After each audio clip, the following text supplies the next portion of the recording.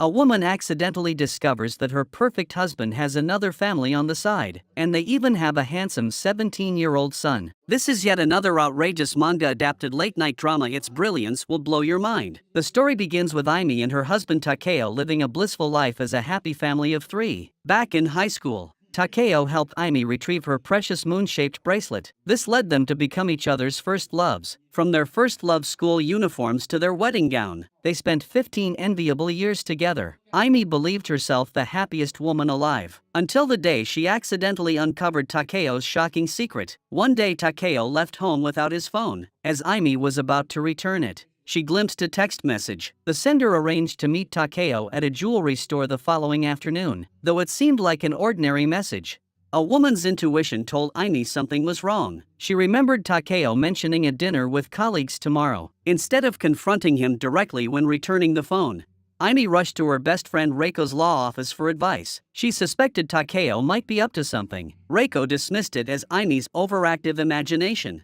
blowing things out of proportion. The text might have been from a colleague. Takeo going to the jewelry store could be to buy Aimi a gift. Reiko declared, "Your Takeo would never cheat." Hearing her friend's words brought Aimi a sliver of comfort, yet it didn't dispel the unease in her heart. She returned home anxiously. Takeo and their son suddenly jumped out to greet her. Father and son had made her favorite omelette rice together. On the omelette rice, Takeo had written 3 words, "I love you." Seeing her perfect husband and adorable son, Aimi's doubts vanished instantly. She felt that it must have been herself who misunderstood Takeo. Yet in the middle of the night, Aimi discovered that person had messaged Takeo again. The sender reminded Takeo not to forget their meeting time tomorrow. Judging by the tone, Aimi sensed that this person and Takeo weren't just ordinary colleagues. To verify her conjecture about herself, Aimi followed Takeo to a jewelry store the next day. To her surprise, the person Takeo met was a male high school student. She watched as Takeo and the boy entered the jewelry store together to select a necklace. Seeing their intimate manner, Aimi was filled with curiosity about their relationship. She followed them to a restaurant to continue observing. Soon after, a woman Aimi didn't recognize arrived, but Takeo seemed to have known her for a very long time. Suddenly, the restaurant lights went out. A waiter brought a cake and placed it before the woman. Then Takeo and the boy happily sang happy birthday to her. Takeo even took out the newly purchased necklace and put it on her. It appeared to be the woman's birthday. To anyone watching, they looked like a happy family of 3. Aimi watched in shock,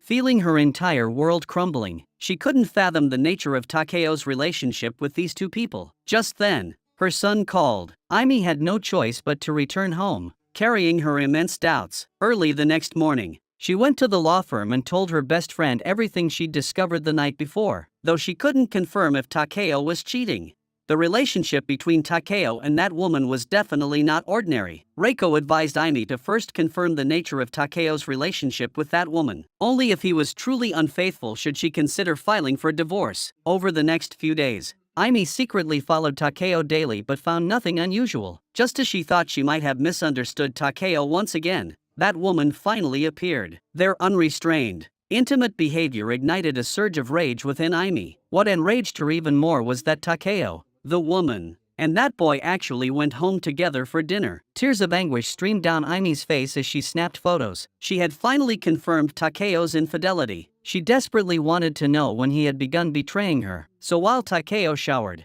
she tried unlocking his phone for clues. Yet no matter how many password combinations she tried, she couldn't access it. Seeing Takeo was about to discover her, Aimi had to abandon the phone and devise another plan. First, she sent the photos from last night to her best friend. After seeing the pictures, Reiko said they proved Takeo's infidelity. But what shocked Reiko was that the woman in the photos was actually a classmate from their high school. Her name was Junko, and Aimi had graduated the same year as her. Aimi immediately dug out her yearbook. The moment she saw Junko's photo, she finally remembered. Junko had always been around Takeo during high school. That night, Aimi tried using Junko's birthday to unlock Takeo's phone. The phone contained numerous photos of Takeo, Junko, and a young boy. Takeo had been present for every significant milestone in the boy's life. This meant Aimi had never truly had Takeo to herself. While accompanying Aimi and their son, Takeo had also been raising another child. The happiness Aimi had built over 15 years collapsed in an instant. She suddenly felt utterly ridiculous and absurd. In that moment,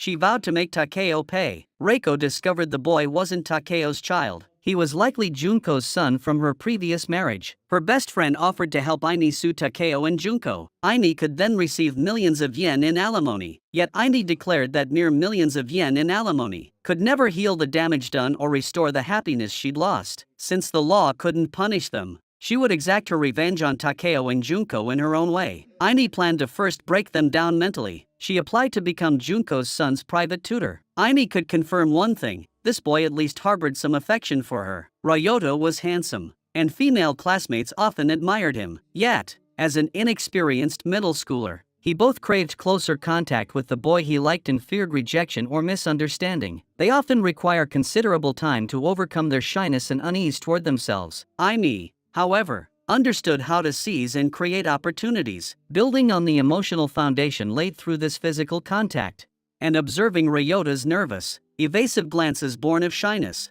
Aimi was certain it wouldn't take long before the budding romance would ensnare him. Her mother-in-law wondered why Aimi, who clearly had no financial need, suddenly wanted to work. Aimi explained that her son had grown up, and that her prolonged life as a housewife had grown monotonous. She expressed her desire to return to the teaching profession she loved. The mother-in-law told Aimi not to misunderstand. She had no objections whatsoever, but she wanted to know if Aimi had discussed this with Takeo. There was one thing that had always troubled Aimi: was Ryota truly her husband's illegitimate child?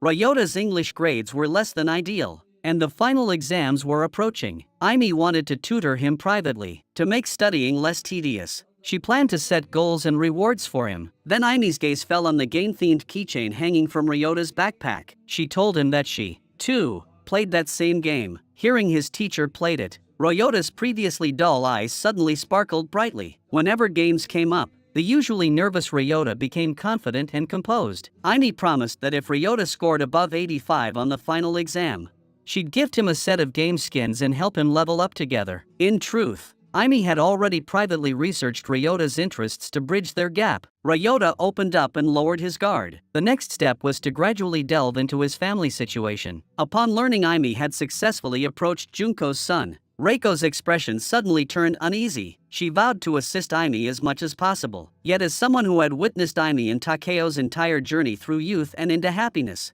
she still remembered Aimi's radiant smile at their wedding. Though Takeo's infidelity was despicable, she still hoped Aimi would talk things through with him, if not for oneself, then for their 5-year-old son. Perhaps moved by her best friend's words, Aimi decided to give Takeo a chance to negotiate. After this period of effort, Ryota's grades skyrocketed, smoothly achieving the goals Aimi had set for him. As agreed, Ryota successfully added Aimi as a gaming friend and received a limited edition skin. Just as he was about to match for a game, Ryota's phone rang. Takeo, upon learning of Ryota's excellent exam results, called immediately to offer congratulations. Ryota's call made Aimi realize the voice on the other end might very well belong to her husband, the one who is herself. That painful memory flashed through Aimi's mind once more. Fighting back her anger, Aimi asked Ryota if it was his father calling. After a moment of silence, Ryota told Aimi it could be considered his father, but not exactly his father. To be precise, it was a man who had cared for him like a father. Before Ryota was even born,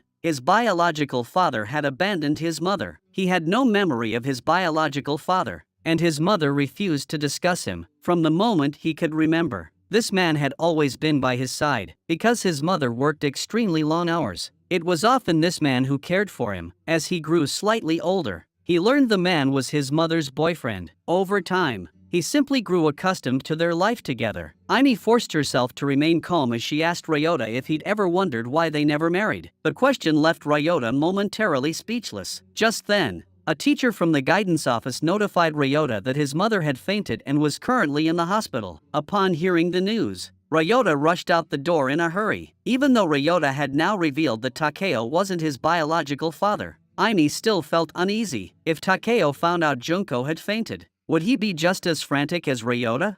Sure enough, not long after, Takeo sent a text message. He told Aimi he'd be working late and not to wait for him for dinner. Aimi couldn't care less about being at work. She turned and dashed toward the hospital. Rather than overthink, she wanted to go confirm things herself. Aimi rushed frantically to the hospital and successfully located Junko's ward. Yet, Her husband was nowhere to be found inside the room. Perhaps it was really her being overly sensitive. After all, she was just a mistress. It was unlikely her husband would abandon work to come see her. Just as Aimee was about to head back to school, a familiar figure passed by her. Perhaps in his haste, Takeo didn't even notice his wife's retreating figure as he hurried straight to the ward. Just as Aimee was about to eavesdrop on their conversation, the faculty office called, concerned about her unexplained absence. That night, after putting Yoichi to bed, her husband still hadn't returned home. She sat in the living room until late into the night. Aimee, who had originally intended to give Takeo one last chance to talk,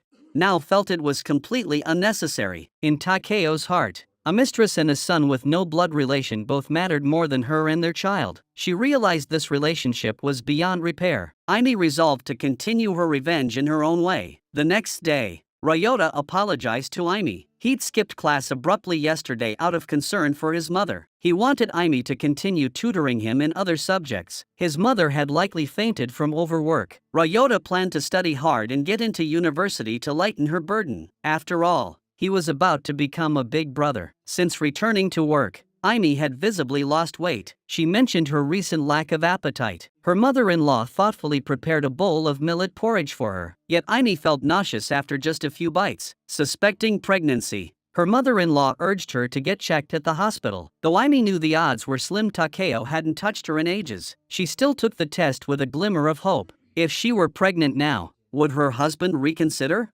Her heart was torn, knowing his infidelity. She couldn't sever a decade-long bond, yet she must continue buying groceries and cooking for him daily as if nothing were wrong. This life left Aimee utterly despondent. Suddenly, Ryota appeared behind her. Aimee marveled at their serendipitous meeting in such an isolated spot. Aimee had once mentioned living in this neighborhood, so every day after school, Ryota waited near the market, hoping to see her. Since their last conversation, Aimee hadn't been to school, and Ryota was worried. He asked if he had said something wrong last time. Aimee told him not to overthink it and to focus on his mother's health instead. Then, curious, she asked about the man who replaced Dad, and how he reacted upon learning Ryota's mother was pregnant. Ryota beamed with happiness, saying the man was even more delighted than he'd imagined. He said 9 months felt too long, and he couldn't wait to hold the baby. As for their marriage, the man had promised Ryota's mother they would definitely marry, though the timing wasn't right yet. These words struck Aimee like lightning, leaving her frozen in place, her eyes hollow and unfocused. After regaining her composure, she told Ryota she'd arrived home and hurriedly bid him farewell. That evening, when Takeo returned home, he asked about Aimee's health in a very perfunctory manner. He'd heard from his mother that Aimee had been feeling tired lately. Takeo's differential treatment made Aimee feel extremely uncomfortable. When Junko fell ill, he could drop everything and rush to the hospital immediately. Yet when it came to his own discomfort, he dismissed it with just a few perfunctory words. After much deliberation, Aimee resolved to take the initiative and personally investigate what allure this woman possessed. The moment Junko turned and saw Aimee, her natural smile froze instantly. She never imagined the real party would come knocking herself. All she could do was pray Aimee didn't recognize her and was merely passing by. Seeing Aimee's remarkably composed demeanor, her heart eased slightly. She warmly inquired about the hairstyle Aimee desired. Aimee complimented the necklace around Junko's neck, saying it looked beautiful. Junko nervously explained it was a birthday gift from her son. Aimee remarked that jewelry from that brand was quite expensive. For a high school student to give such a costly gift, he must truly love his mother. Coincidentally, her own bracelet was from the same brand. During the conversation, Junko experienced pregnancy symptoms. She excused herself to the restroom, using the moment to gather her scattered thoughts. She and Takeo had kept their relationship hidden for over a decade without anyone noticing. Why, then, did Aimee show up right after she became pregnant with oneself? Was it truly just coincidence? Yet Aimee's words always felt oddly sarcastic. Aimee mentioned how miserable morning sickness could be for women, stressing the importance of a husband's steadfast support and companionship. She recalled how her own husband's attentive care had helped her endure the challenges of childbirth. Junko replied that she was single. Aimee then asked curiously, "How did you manage to get pregnant then? Being pregnant at least means you have a stable partner, right? Isn't it exhausting for a single mom to care for 2 kids while working?" Aimee warned Junko to beware of scumbags. Most men prioritize marriage when their partner gets pregnant. That's what brings peace of mind. Junko was momentarily speechless. unsure how to respond. Just then, a staff member interrupted their conversation. Talking with Aimee left Junko deeply anxious. She desperately wanted to know when Takeo would marry her, yet she deleted the text she'd drafted. She refused to hear Takeo's evasive answers again. She needed a face-to-face response to this question. The next day, Aimee returned to school. The moment Ryota saw her new hairstyle, he couldn't help but compliment how cute it looked. His evasive gaze was thick with shyness. The faint fragrance emanating from him convinced Aimee the boy before her was already hooked. Perhaps because Junko was pregnant, Takeo had become unusually clingy lately. Not only did he come home earlier, but he also helped care for the child. His words were as sweet as honey, and he'd often come over to act affectionate. Aimee endured her physical discomfort, recalling her best friend's repeated warnings. Having resolved to execute her revenge plan,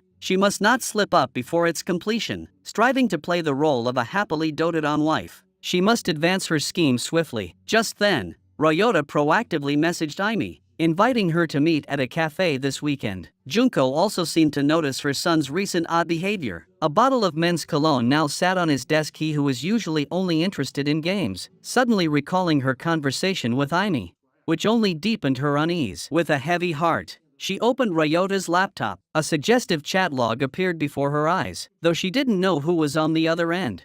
A powerful sense of dread washed over her. She jotted down the cafe address and meeting time, intending to personally confirm who her son was meeting, but she found the place deserted. By then, the two had already left. Aimee was curious why Ryota suddenly wanted to meet her. It was because last time, when asked about his family situation at Aimee's doorstep, he had been evasive. At that moment, he clearly sensed Aimee was upset. After returning home, he kept reflecting on it. Aimee told him not to misunderstand. With exams approaching, students' family situations could easily affect their performance. Ryota explained it wasn't that he didn't want to talk, but his family situation was complicated and hard to explain in a few words. Aimee asked Ryota if he trusted her. Ryota immediately gave an affirmative answer. As far as he knew, the man who had replaced his father had a family. Such a situation would certainly be despised by others, but he felt his mother wasn't at fault. He could sense that his mother and that man were mutually drawn to each other. Meeting someone you love was the most beautiful thing, even if that man had another family. As long as it made his mother happy,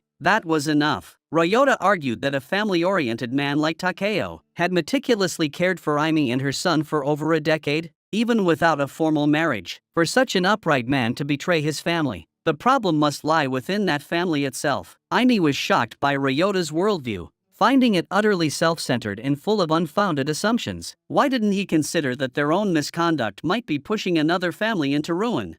Aimee clearly senses Ryota's flawed perspective yet can't fully condemn him. Ryota is puzzled by Aimee's intense reaction. It turns out Aimee grew up in a similar family environment. She never knew her father from birth, often seeing her mother hiding to cry in secret. Even after her mother died in a car accident, her father never appeared. It was that very day, through relatives, that she learned she was the product of an affair. Her mother fell for someone she shouldn't have, leading to this situation. While it was oneself who bore the burden of sin at birth, one once believed one didn't deserve to live. Raised with this guilt, one never thought an affair was unavoidable. Fearing one would die alone like one's mother, one always yearned for a happy marriage. A sudden phone call interrupted their conversation. Ryota, filled with unease, asked who Aimee meant by Takeo. Aimee replied, "He's my husband, the man who replaced your father." Ryota was instantly thrown off balance. He demanded Aimee stop joking. Aimee retorted, "Do you really believe such coincidences exist in this world? You destroyed my family. I hate you both. I hate you both."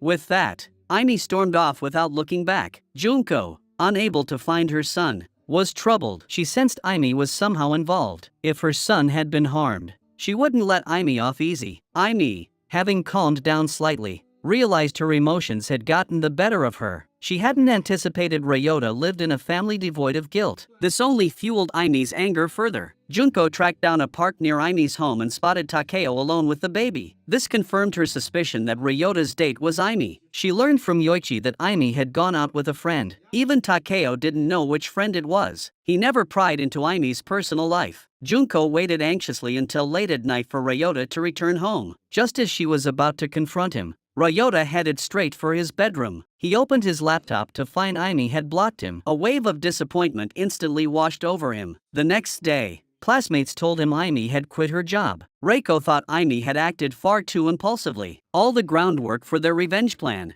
built up over so long, had been completely wasted. Ryota would definitely report the situation to his mother. Soon after, Takeo would find out too. Aimi reassured her best friend there was no need to worry. Takeo had already sent a text saying he had something important to discuss that evening. Reiko believed, based on her professional experience, that once a scumbag's misdeeds were fully exposed, they would only feel briefly unsettled. They'd soon adjust their moods. No more hiding, no more lies, they'd actually feel relieved. When he got home that night, Takeo would most likely apologize first. Don't show any mercy now. Their goal was just to lower the compensation amount. Upon learning of Aimi's resignation, her mother-in-law immediately expressed concern. You said you loved your job, why quit suddenly?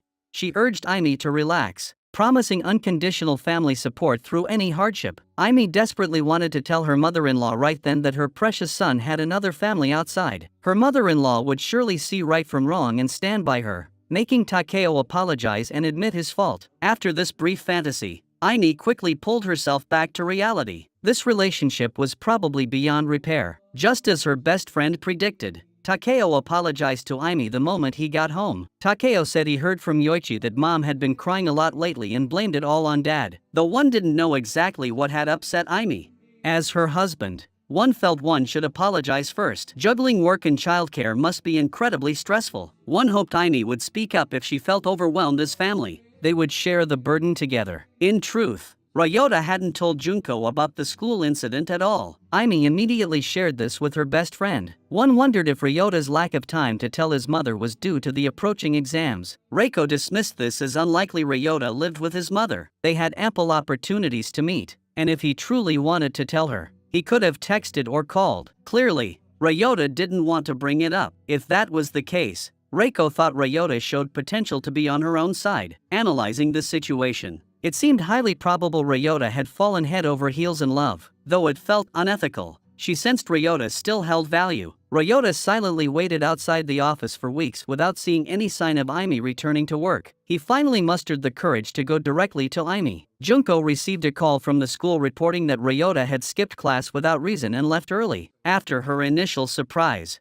Aimi quickly devised a countermeasure. She guessed Takeo probably didn't know she knew Ryota. Takeo defended himself, explaining Ryota was merely the son of a university clubmate he'd met only a few times. To ease the tension, Takeo awkwardly introduced himself and his family to Ryota. He told Aimi to go home first, then pulled Ryota aside under the pretense of catching up. Back home, Yoichi remarked to Aimi that the older man and an older woman looked strikingly similar. This comment unsettled Aimi. Junko might have already caught on. Would she also seek revenge on her son? One who is, after all, every mother's soft spot?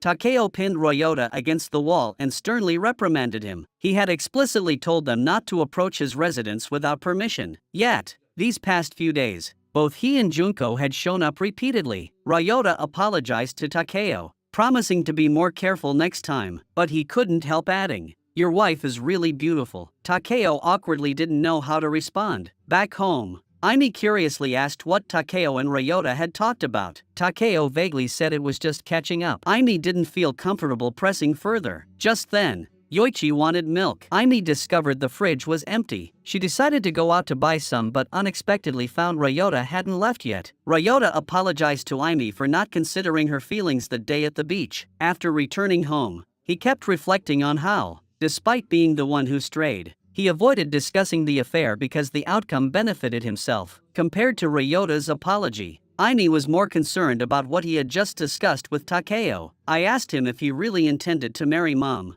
And this was the question Aimi had always wanted to know. Takeo's answer remained as vague as ever, but he promised Ryota that between Aimi and his mother, he loved Junko more. He asked Ryota to give him some more time. Ryota knew Takeo's words would deeply hurt Aimi, but he couldn't bring himself to lie. Aimi's sadness lasted only a moment. Suddenly turning to Ryota, she leaned close and asked, "Would you do anything for me?"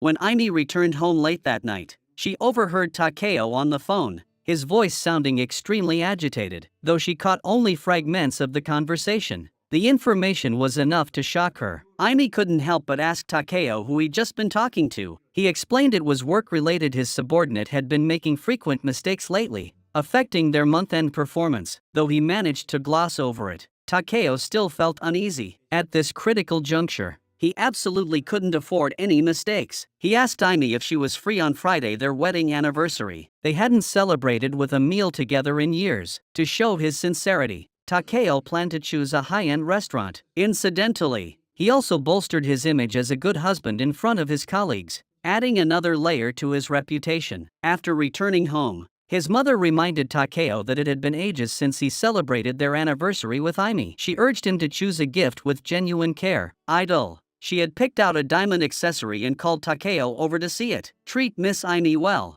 she advised. That way, we'll all be happy. Ultimately, Takeo selected a 3-Michelin-starred restaurant. Deeply moved, Aimi reflected that they had unknowingly known each other for 17 years. One question had been troubling her lately, and she wanted Takeo's answer. In these 17 years together, had Takeo ever truly loved her?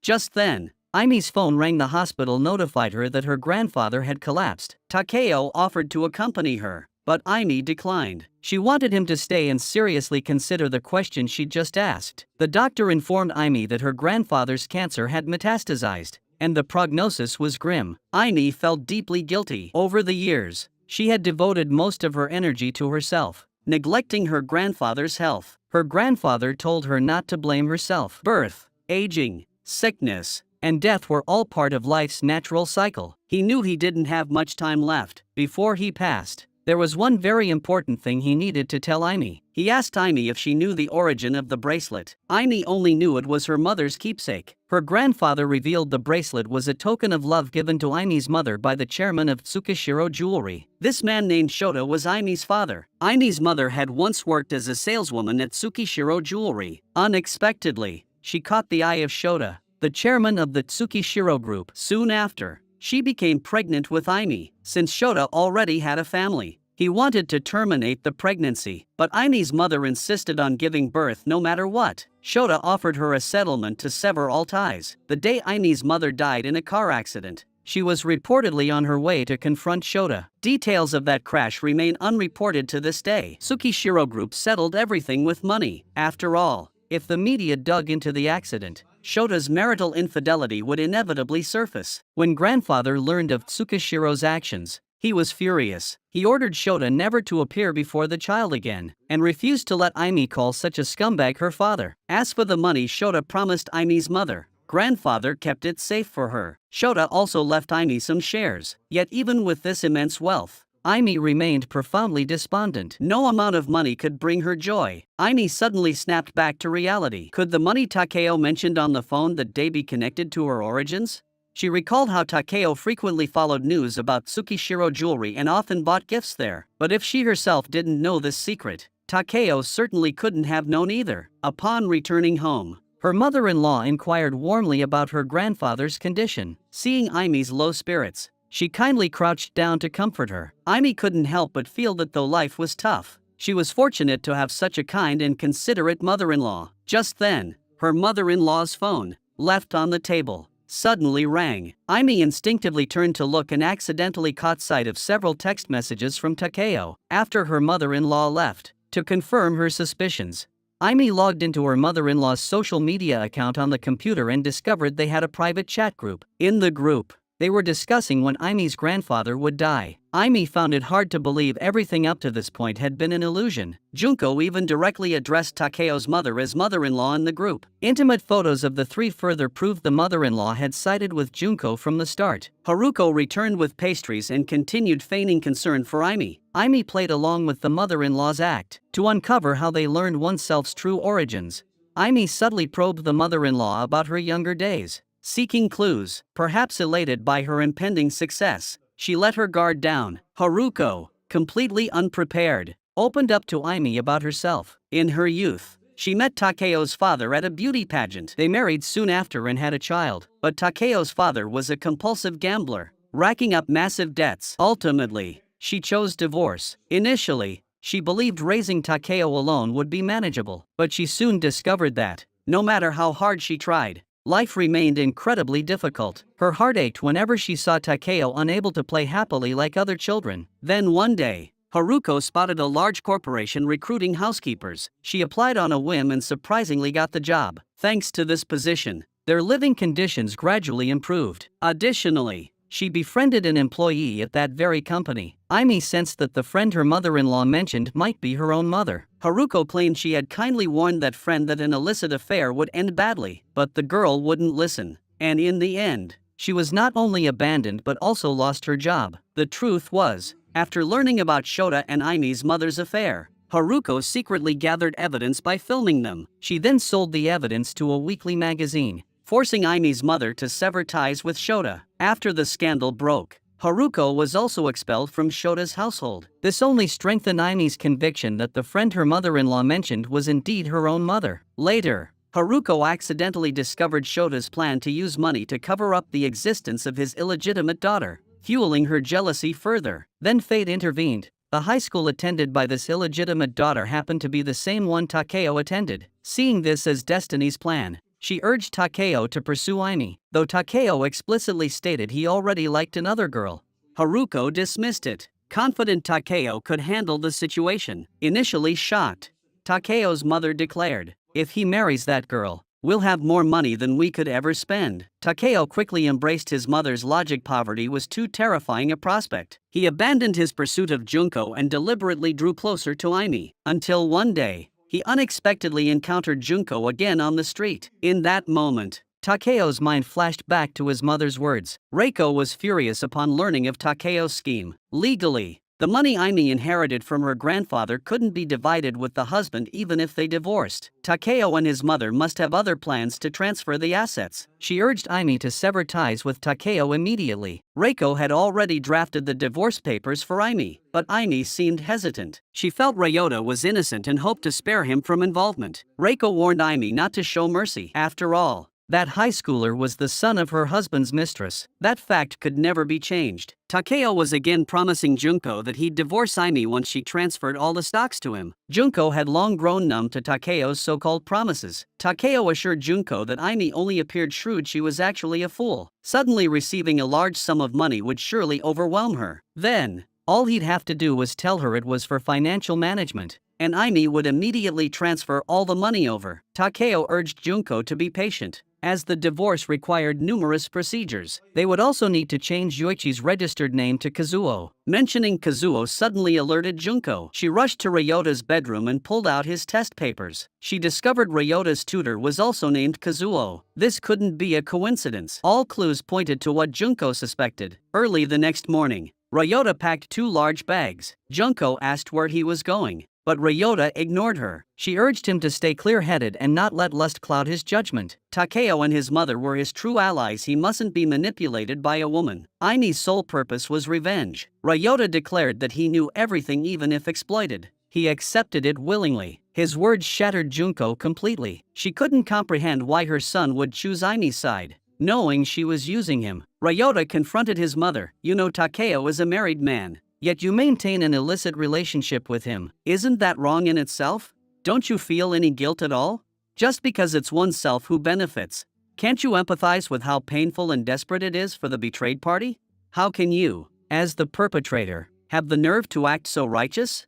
Junko defended herself, saying she only wanted to find Ryota a father. No matter how hysterically Junko pleaded, Ryota still stormed out the door. Aimi was packing her clothes when the doorbell suddenly rang. With nowhere else to go, Ryota ultimately thought of Aimi. Worried he'd catch a cold in the rain, Aimi found a set of Takeo's clothes and urged him to take a quick shower. The moment she opened the door, Aimi instinctively turned away in shyness. Ryota then smoothly embraced Aimi from behind. At that moment, Aimi recalled her best friend's words. After all, he was the son of the man who had cheated on her. She couldn't falter now. While drying Ryota's wet hair, Aimi asked him what had really happened, because he had promised Aimi last time that he would be her partner, and that he would do anything for her.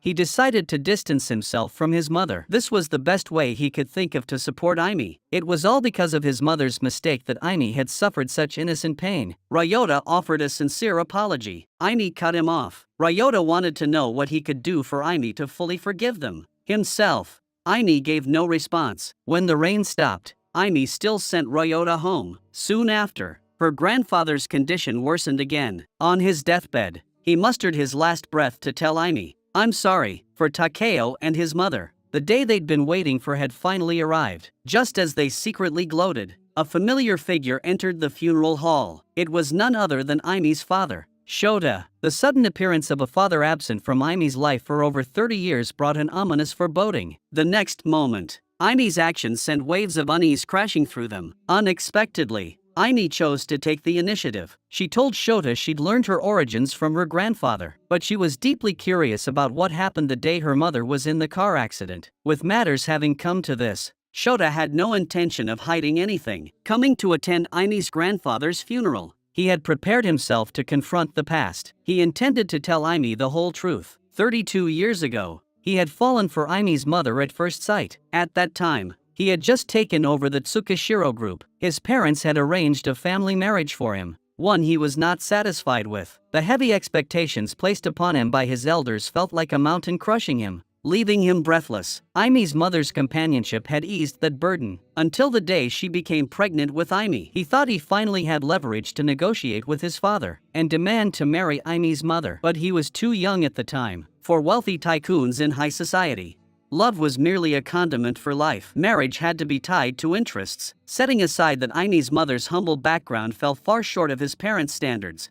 Now, with the newspaper exposing her affair, his father demanded he sever ties immediately to protect the family's honor, threatening dire consequences if he failed. Left with no choice, Shota had to compromise. Until the day of the accident, when Aimee's mother risked everything to find him again, she begged him to secretly see his daughter. Just once. As her father, as a mother, she could sense the loneliness deep within Aimee's heart. The wish she made on her 5th birthday was to see her father. In that moment, Shota truly understood both mother and daughter's feelings, but he knew even more clearly that meeting Aimee rashly might bring further misfortune upon this innocent pair. And precisely on that day, Aimee's mother was involved in a traffic accident. This incident still weighs heavily on his conscience to this day, though he knew he had no right to ask Aimee for forgiveness.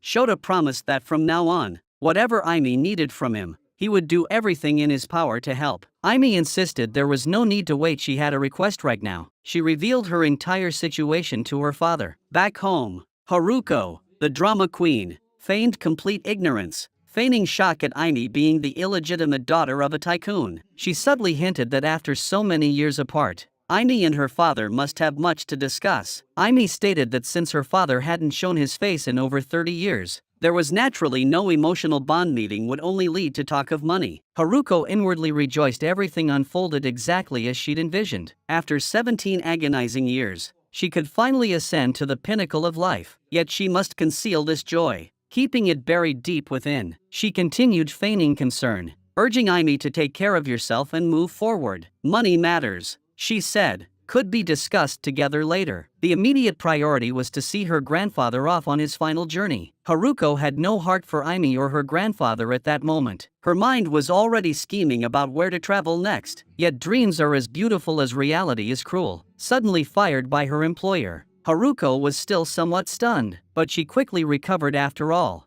a huge sum of money was about to come her way. Perhaps this was fate preparing her for a new life, making her realize she didn't need to work so hard juggling multiple jobs. But when other employers began firing her one after another, she finally sensed something was amiss. Already feeling guilty, Haruko's first suspicion naturally fell on Shota. Returning home, she probed Aimee about what she'd said to her father that day. Haruko felt only that Tsukishiro Group could be behind her string of job losses. Seeing her mother-in-law's distraught state, Aimee had no intention of hiding anything. "You're right, I did it." Hearing Aimee's admission, Haruko nearly fainted from shock. "Why did you do this?" Haruko demanded. Aimee urged her mother-in-law to calm down, offering to reintroduce her as a maid to the Tsukishiro household. That day, Shota learned Aimee's mother-in-law was the one who sold his affair to the weekly magazine. He had no intention of letting her off the hook. Upon hearing this, Haruko's legs gave way, and she collapsed to the floor. Aimee stepped forward to remind her that she'd better think twice about her plans for shopping and traveling. "You'd be wise to abandon every last one of your delusions." Hearing Aimee's words, The mother-in-law's defenses crumbled instantly. She demanded to know why Aimee had deceived her. Aimee couldn't help but marvel at how the mother-in-law could accuse others with such righteous indignation. The commotion outside roused Yoichi. Haruko turned and lashed out at her grandson. She realized too late that she'd already crossed the line. Now that Yoichi despised her,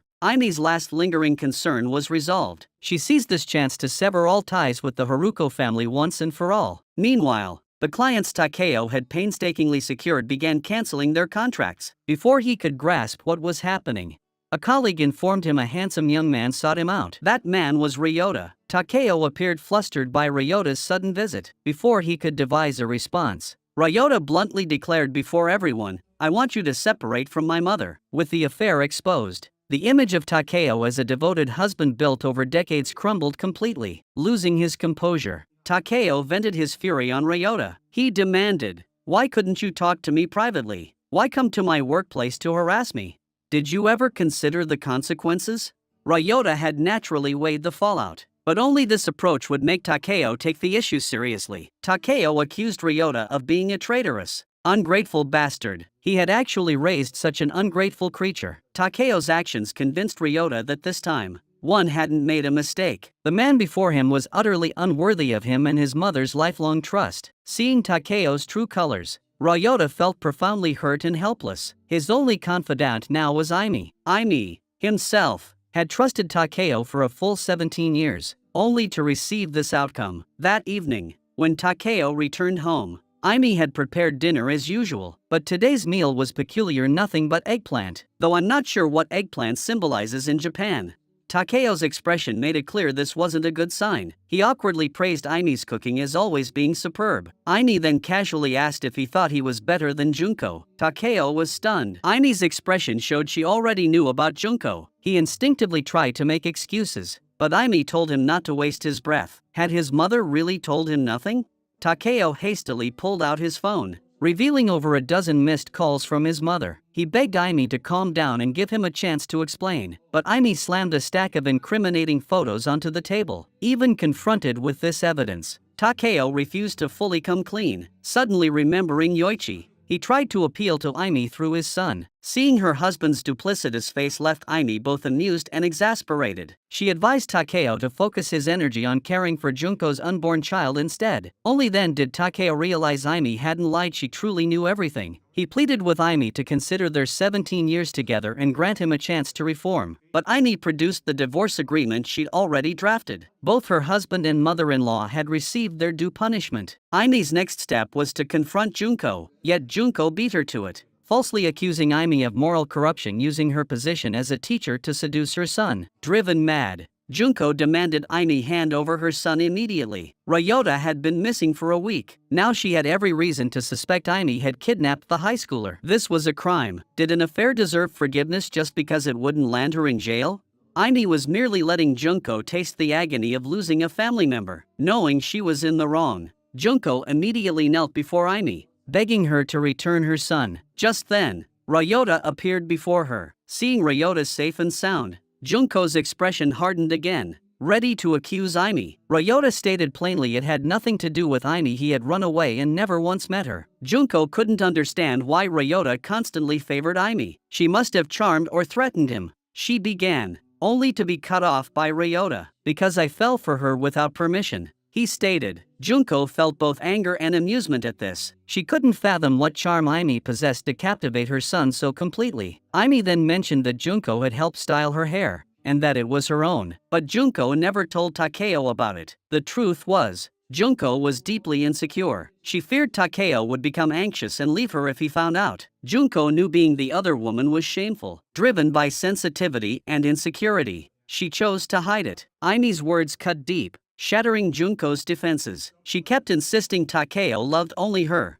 and marriage was inevitable. They had agreed to raise the child together. Seeing his mother still deluding herself, Ryota urged her to wake up. He promised to return to the family, but only on one condition: she must cut ties with Takeo. That man only brings disaster to others. Aimee would soon divorce Takeo. Junko sought out Takeo herself. Naturally, Takeo craved some stability through her. He claimed that after divorcing Aimee, He could marry Junko, but Junko knew the feelings between her and Takeo weren't love at all. They were merely tools for Takeo's mother to fulfill her own selfish desires. Junko felt foolish for being deceived by Takeo for over a decade. In truth, the one Takeo truly loved deep down was Aimi, so from the very beginning, he never seriously considered her situation or feelings. Moreover, Takeo always found excuses to dodge the issue. Takeo instantly realized Ryota must have said something to Junko. He hurriedly defended himself, insisting it wasn't what Ryota thought. A high schooler's mind wasn't fully developed, he must have misunderstood something. Junko heard this and felt both amused and exasperated. As a mother, she certainly didn't consider Ryota a mentally immature high schooler. Instead, she felt profound shame. These self-important adults,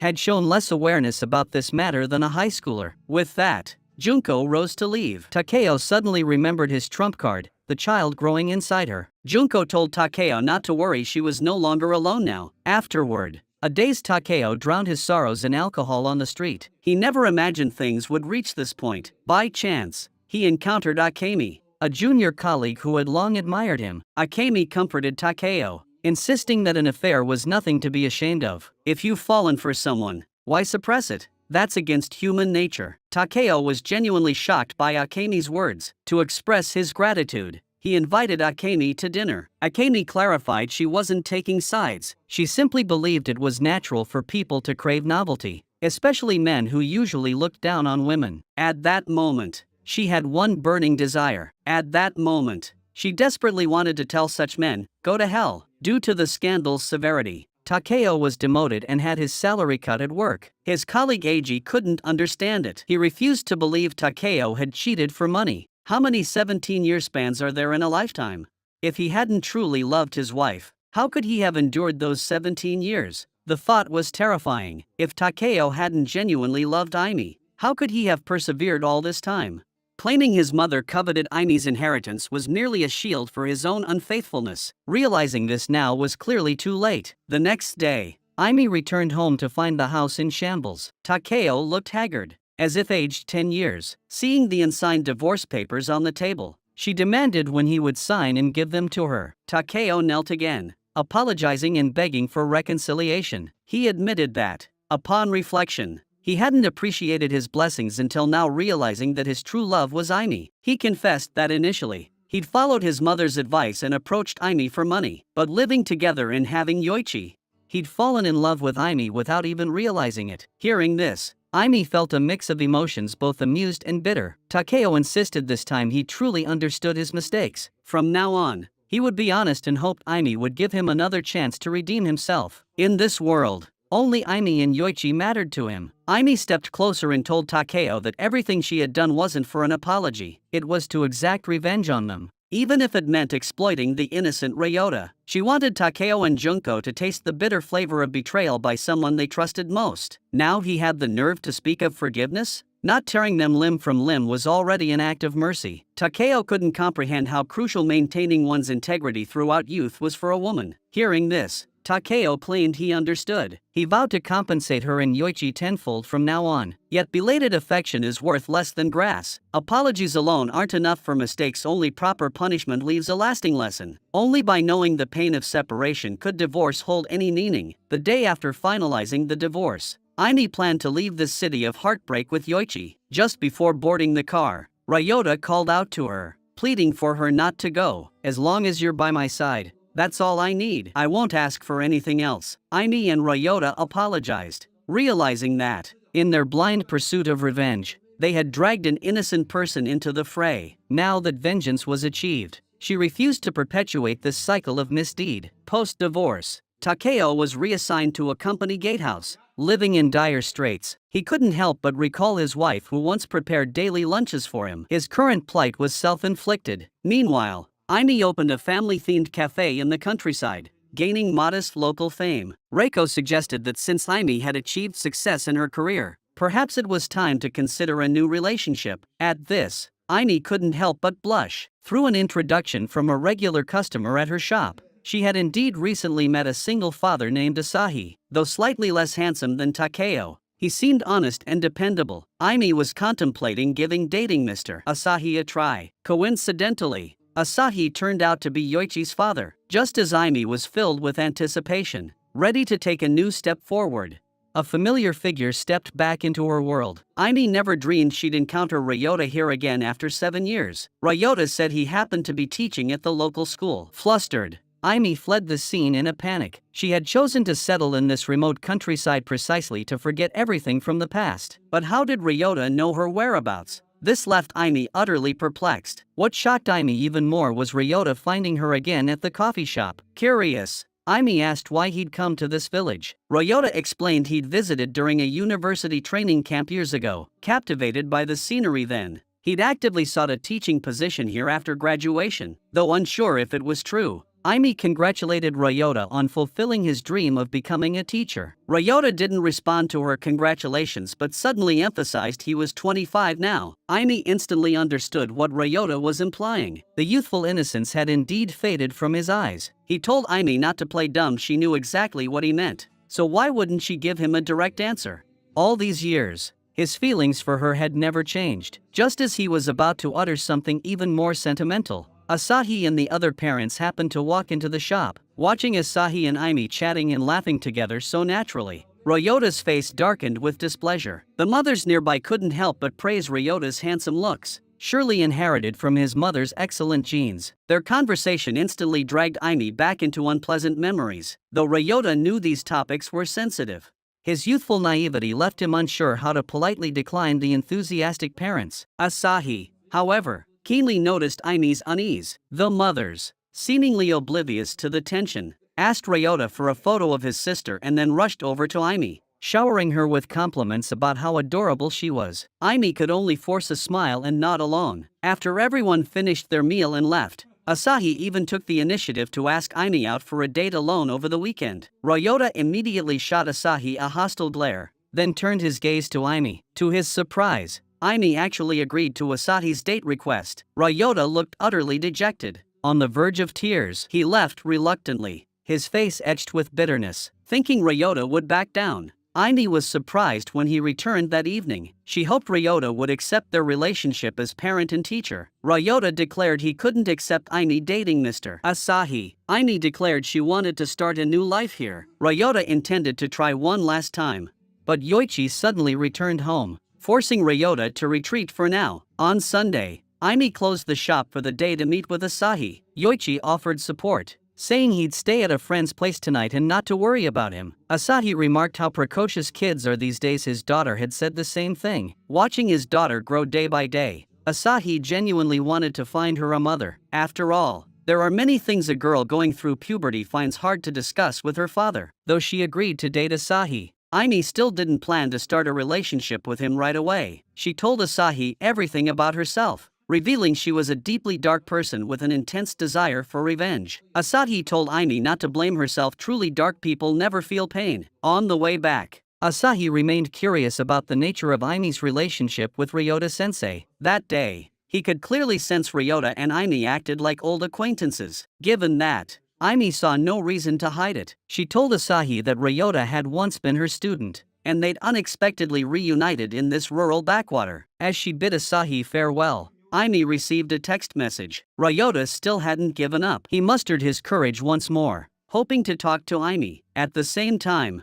Asahi was also confessing his feelings to Aimi. I promise I won't let Aimi get hurt again. Back at the shop, the mothers curiously asked if Aimi had agreed to date Asahi. In the corner, Ryota was even more eager to know the answer. After seeing the parents off, Ryota finally decided to confess his feelings to Aimi. But Aimi had no intention of giving him the chance to speak. Just then, a familiar voice called out from behind them. Seeing Junko, whom she hadn't seen in ages, Aimi panicked and quickly shut the coffee shop door. She was completely unprepared for this sudden turn of events. Ryota resented his mother's sudden visit, feeling as if he'd been under constant surveillance, as if his own self had been under constant surveillance. Junko couldn't understand what charm Aimi possessed that had kept her son's affection undimmed for 7 years. She urged Ryota to wake up. This relationship was inherently twisted and not worth clinging to. The fact that Aimi was Takeo's ex-wife alone made this connection forbidden. Deep down, Ryota understood, but he refused to accept it. Why should he pay for his parents' mistakes? He returned to the cafe to apologize to Aimi. He'd been so careful, yet his mother still tracked him down. This must have caused Aimee trouble, perhaps fearing the loss of his only support. His mother's controlling nature had intensified over the past 7 years. He'd become hypersensitive whenever he interacted with any woman. Now that his sister was 7, she could easily manage without his care. That's why he'd come to this city without telling his mother. Aimee seemed to grasp what Ryota was trying to convey, yet she couldn't offer any response. As she tried to leave, Ryota pulled her back into his arms. He understood Aimee's predicament and wasn't demanding an answer. He only hoped she would fulfill their promise from 7 years ago, after getting into university. Accompany him to the aquarium in Kanagawa Prefecture. Faced with Ryota's earnest gaze, Aimee found herself unable to refuse. Meanwhile, Junko had no choice but to seek help from Takeo. After his divorce, Takeo's home was a chaotic mess, piled high with trash. After being disciplined by Aimee, Haruko had become much more subdued. She locked herself in her room all day, unwilling to speak to anyone, even to herself. Learning about Ryota and Aimee's situation left Takeo utterly stunned. The usually slow-witted Takeo finally grasped the truth. Junko urged Takeo to think it through. If Ryota and Aimee truly got together, it would inevitably make everyone's relationships even more complicated. Public opinion would be impossible to control. She wanted to prevent the situation from escalating and hoped Takeo would cooperate. By the weekend, Aimee found herself dressing up without thinking. Yoichi mistakenly believed his mother was going on a date with Asahi. At the meeting spot, Aimee still decided not to give Ryota any hope. She smiled and told Ryota there was absolutely no possibility between them. No need to waste time or energy. After saying this, Aimee turned and walked away decisively. Unexpectedly, a heavy rain suddenly poured down. Ryota grabbed Aimee's arm and sought shelter. They ended up at an abandoned apartment building. Seeing Ryota drenched, Aimee couldn't help but show concern. This scene instantly pulled the boy's thoughts back 7 years. Aimee was still as gentle and captivating as ever, making Ryota even more unwilling to give up. He was convinced Aimee was his destined person. The boy's earnest gaze made Aimee unable to meet his eyes. She instinctively turned away. Ryota insisted that Aimee needn't hide her emotions. They weren't the ones at fault, why should they bear another's guilt? If Aimee insisted on shouldering all blame, he'd gladly share it with her. An ambiguous atmosphere instantly filled the room. Just as their lingering moments were cut short, an untimely phone call shattered everything. Yoichi discovered his mother wasn't actually on a date with Mr. Asahi today. He urged her to come home early to be with oneself, especially since it was pouring outside. This call caused Aimee's rationality to once again give way to her emotions. After hastily apologizing to Ryota, she fled the scene. The feelings she had suppressed for 7 years were finally exposed. She didn't know how to face Ryota next, nor how to respond to Asahi's confession. Just as she was caught between a rock and a hard place, Asahi took the initiative to reveal that he had actually witnessed Ryota hugging Aimee that day. He promised to keep it confidential, though he remained curious about the nature of Aimee and Ryota's relationship. With matters having reached this point, Aimee had no choice but to reveal the entire truth to Asahi. Hearing this, Asahi felt even more heartbroken for Aimee. He believed Aimee shouldn't bear the guilt alone. Like her,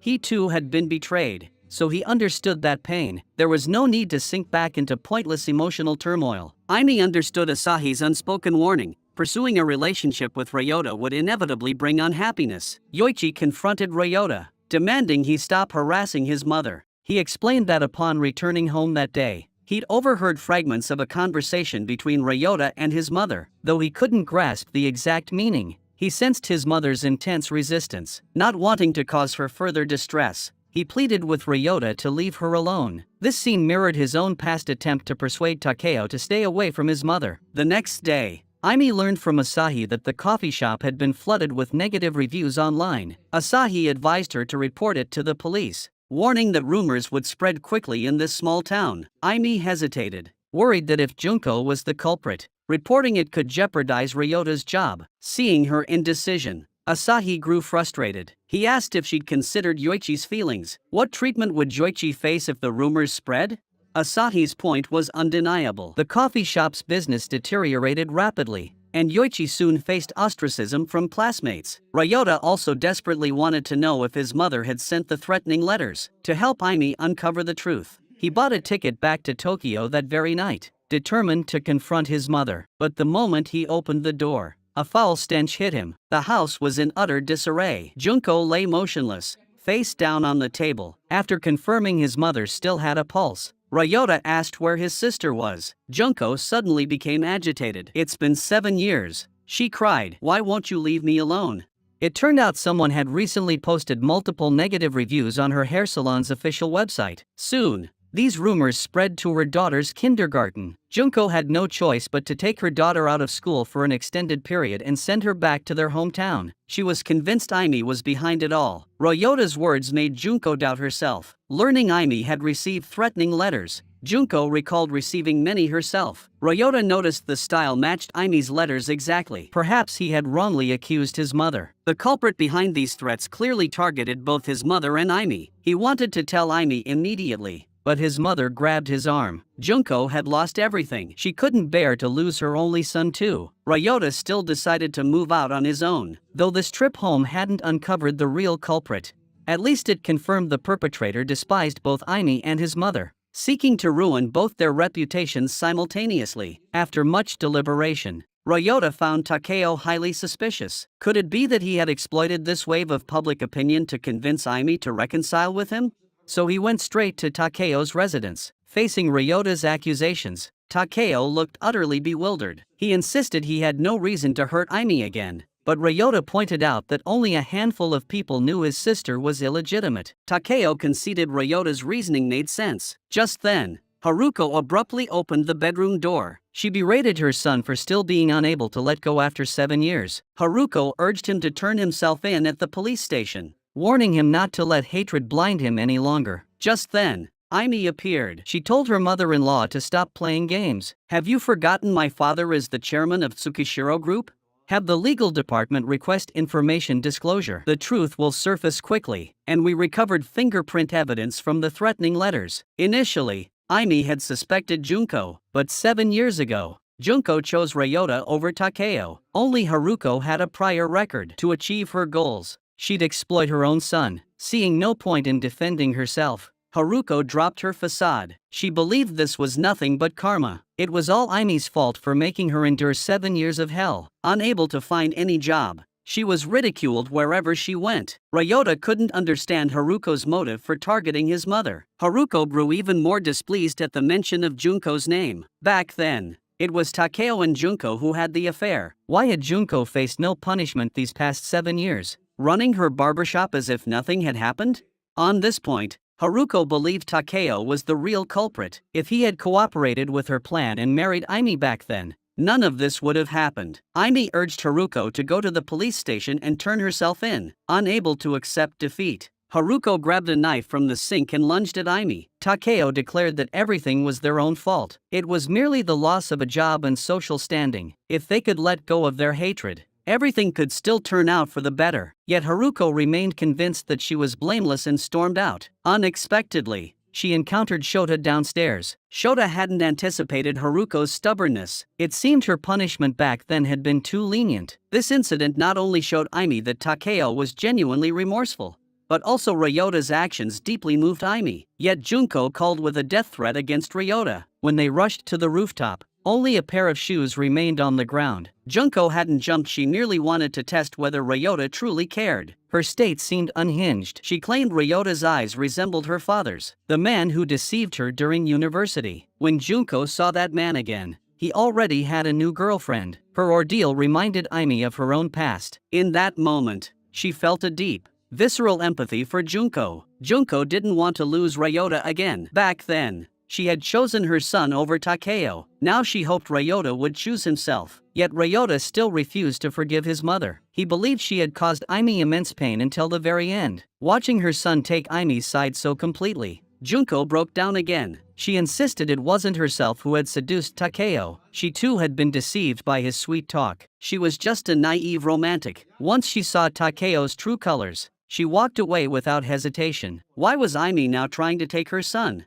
Seeing Junko completely lose her composure, Aimi slowly approached. Aimi said, "Oneself." Understanding Junko's feelings, both had been hurt by men, their eyes clouded by hatred. But she now realized revenge only bred more pain, serving no purpose. There were no winners in this. They were both already punished. So Aimi urged Junko to let go of her hatred. Junko demanded to know what she should do now. Faced with this question, Aimi didn't know how to answer. Ryota walked over and embraced his mother. He urged Junko to start learning how to care for oneself from today onward. A woman can live well without a man. Thus, a world where only Junko remained wounded was achieved. Back in the countryside, Asahi urged Aimi to let herself off the hook. Let the past stay in the past, no need for constant mental exhaustion. Only by opening her heart to embrace the future could she possibly find happiness again. Asahi's words awaken Aimi. She decides to formally accept Ryota. She confesses to herself that she had long been in love with him, but always felt her own darkness made her unworthy. So she deliberately kept her distance. Ryota rises excitedly and pulls Aimi into his arms. He promises he will always protect her. Ryota asks Aimi to give him some time. He planned to return to the big city to further his studies and become stronger, so he'd have the ability to protect Aimi. Aimi desperately wanted to remind him that he was a wealthy woman and he didn't need to strive so hard. But seeing his ambition, she didn't want to dampen his enthusiasm. Time flew by, and a year later, Aimi encountered Shota while visiting her mother-in-law's grave. Curious, she asked about her late mother-in-law's current situation. Shota wondered why Aimi cared about someone who had repeatedly hurt her. Though she had taken her mother-in-law to the police station that day, Aimi hadn't pressed charges, so the mother-in-law was released without charges, and Shota rehired her. However, Shota told Aimi that some people simply couldn't change. Junko had also let go of her hatred and moved on with her life. Takeo worked tirelessly to provide child support for both children. Yoichi's rebellious phase arrived a bit early. He began to grow impatient with Aimi's nagging, yet when he turned to see Asahi's daughter, his demeanor changed completely. Reiko had now become a highly capable lawyer in her own right. Soon after, Ryota returned from further studies and began living a shameless life with Aimi.